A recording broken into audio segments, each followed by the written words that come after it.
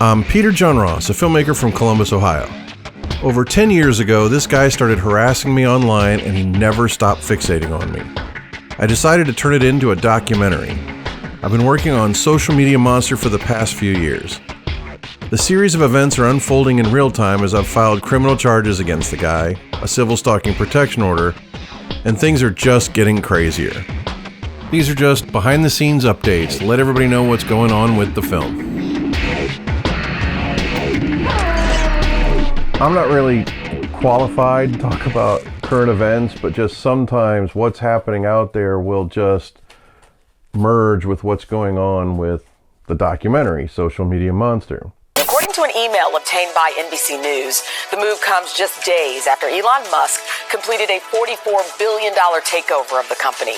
Twitter says the layoffs are necessary to ensure the company's success.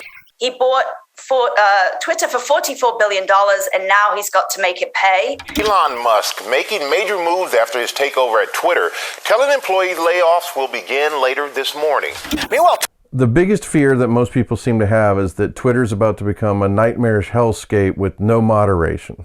Twitter is already a place where stalkers and trolls have pretty much free reign. Twitter, like Facebook and Google, has been shifting hard into artificial intelligence bots for moderation. I mean, you can report a tweet, but for those first rounds, there's pretty much no human being looking at it.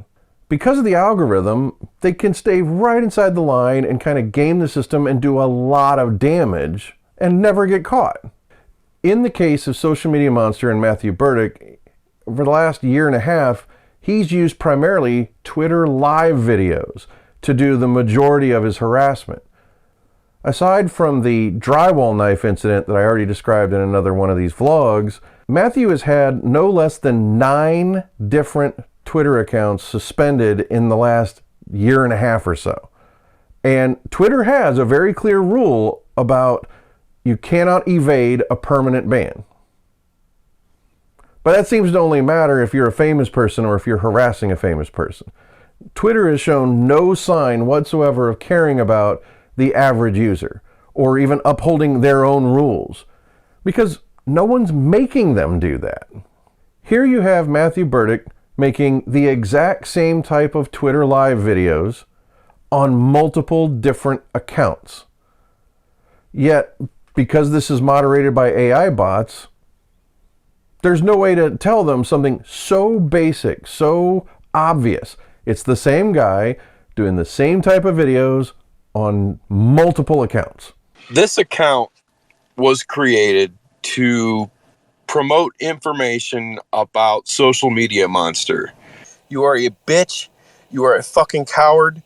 You are absolutely 100% a fucking panty waste. So if I did own an assault rifle right now, would I snap right now and go and use it? If I had an assault rifle in my hand right now, and I'm angry about these 700 social media accounts and this movie, would I snap and go commit a mass shooting right now? Have you ever tried to get a hold of a human being at Twitter or Facebook or Google or YouTube or anywhere? There's no phone number. There's no customer service line. All you have are the generic moderation. When it comes to Twitter live videos, they have a brand new thing where you can report the timestamp. It has never worked. And they don't care.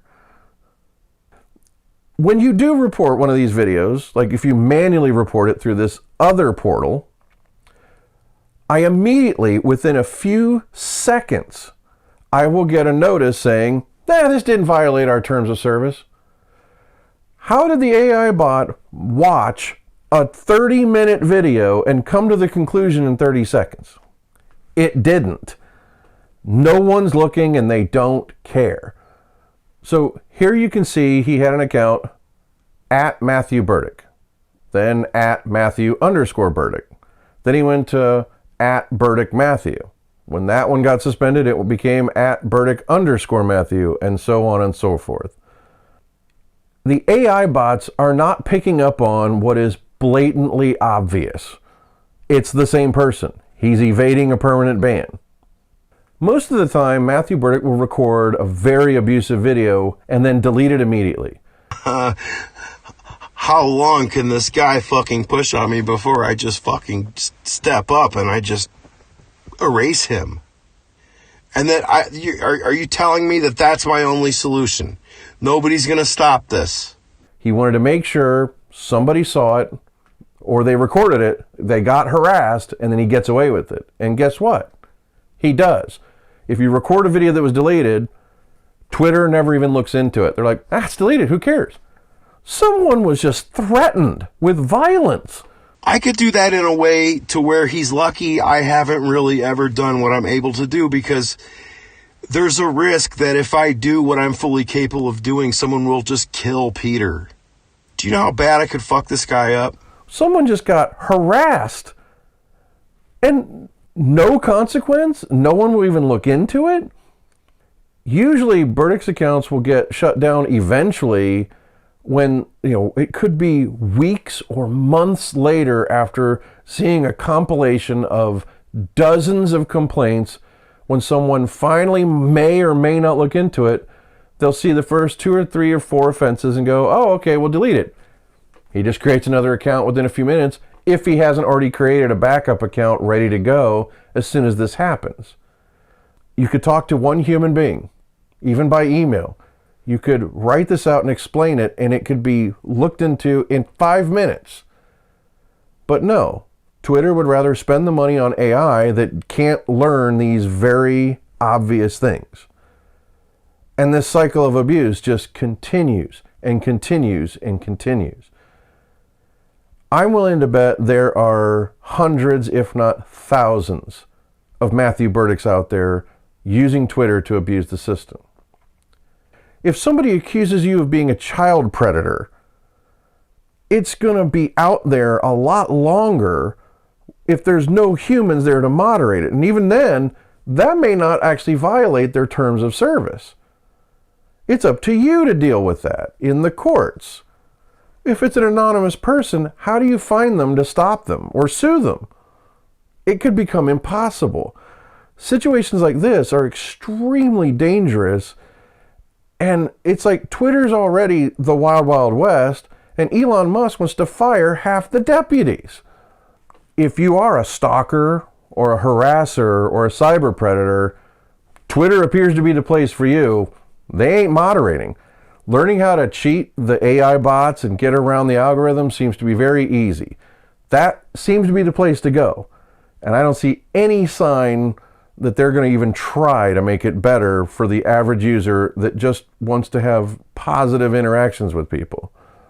Elon Musk fired 15% of the moderation staff at Twitter. Are things going to get better or worse? There's already too little being done about real abusers with real damage being done. And it's all just about to get worse. I can't speak for many other people, but for myself, I do not feel safe on Twitter. They've shown little to no concern. There is no expediency for somebody talking about suicide repeatedly. I started to be concerned about this because I have a history of suicide attempts.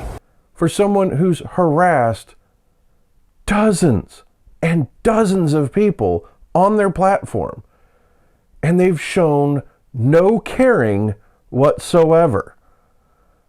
I'm not real up on this. I don't know anything about Elon Musk. I don't really pay that much attention to him or what billionaires do.